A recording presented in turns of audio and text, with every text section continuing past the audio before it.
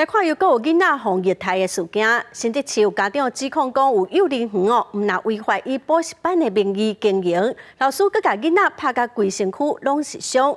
新竹市的教育处是表示讲，已经要求这间补习班8月开始袂当接收幼儿园的囡仔，针对于拍囡仔的部分，嘛已经调查完成，以上地检署侦办咯。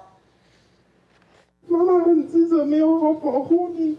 但是我努力的争取跟站出来，寻求大家的帮忙了。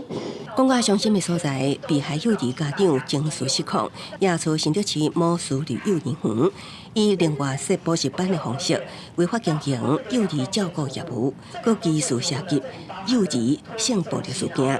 根据囡仔讲的，只要反抗到规身躯互拍，一直到确定这名老师已经离开职务，才甲讲出真相。 很久之后，某一天，他又脱口而出：“妈妈，他对我做那件事情。”我们才惊觉到事情的严重性。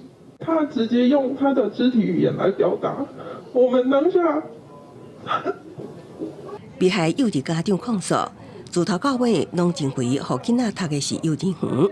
所获业者用2面的手法抹骗，后来才发现被告根本就无教保员，也是幼儿园教师的资格，只是工读生。